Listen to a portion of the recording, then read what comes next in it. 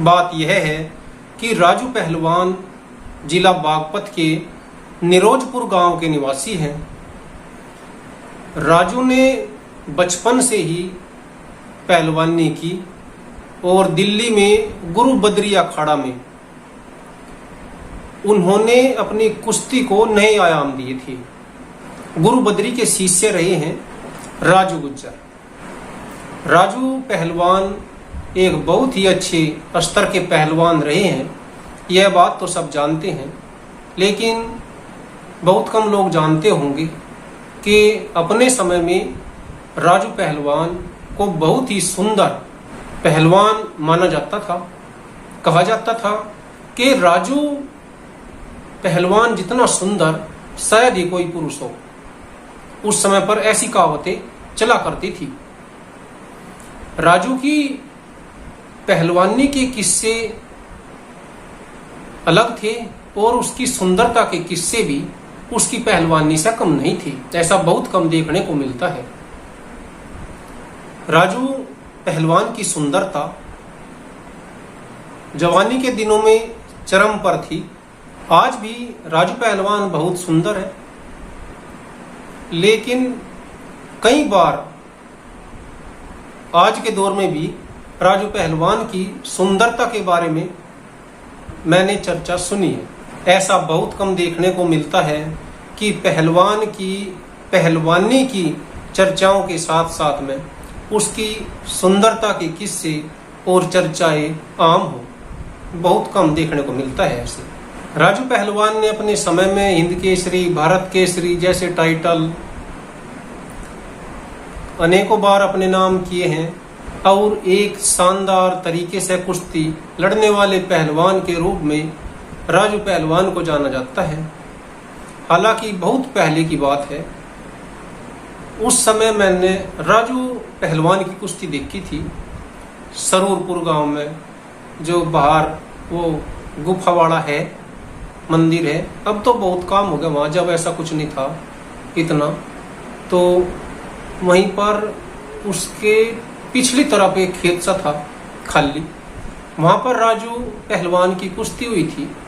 कोई जो दूसरा पहलवान था वो हरियाणा का था, वो भी हिंद केसरी या भारत केसरी था, और उस समय शायद वो 40,000 रुपये का इनाम था उस कुश्ती पर। और ये बातें हैं करीब सन 97-98 के आसपास की होंगी। उस समय 40,000 रुपये बहुत मायने रखते थे।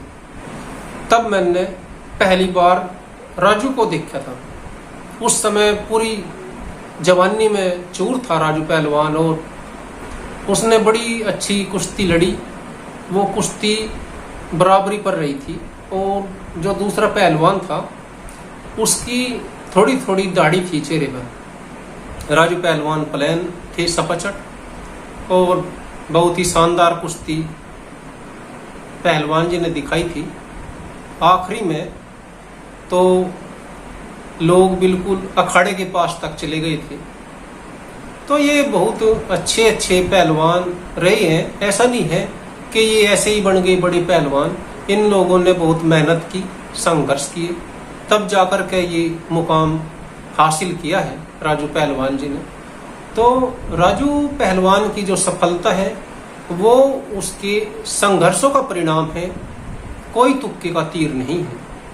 तुक्के का तीर तो एक आध बार लगता है, लेकिन जो वास्तविक ताकत होती है वो होती है संघर्ष की, और वो भी लंबे समय तक जो किया गया संघर्ष होता है वो अपना रंग दिखाता है।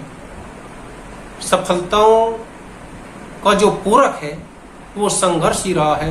वो प्राचीन काल से ऐसी कहावतें सुनने को मिलती रही है, और जो सत्य भी है। महाभारत में भी अर्जुन जो थे उसने रात के समय भी अपनी धनुर्विद्या का अभ्यास जारी रखा था, और बाद में अर्जुन बहुत आगे तक गया। एक कहावत है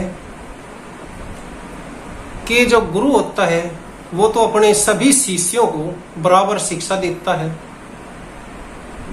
कुछ लोग उस प्राप्त की गई विद्या को अपना करके संतुष्ट होकर के बैठ जाते हैं, और कुछ लोग उस विद्या को आधार मान के उस पर किले खड़े कर देते हैं।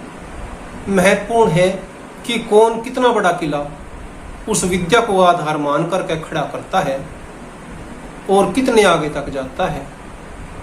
इस दुनिया में संघर्ष करने वालों को लोग जानते हैं, उनसे मिलना चाहते हैं, और बाकी तो ये दुनिया इतनी खुदगर्ज है। राजू पहलवान ने भारतीय कुश्ती में अपना योगदान दिया और आज राजू पहलवान को हर कोई जानता है। जिला बागपत में बहुत ही अच्छे 1 नंबर के पहलवान हुए हैं। उन्हीं पहलवानों में राजू पहलवान का नाम भी स्वर्ण अक्षरों में दर्ज है। राजू पहलवान जैसे लोग संघर्ष की प्रतिमूर्ति होते हैं।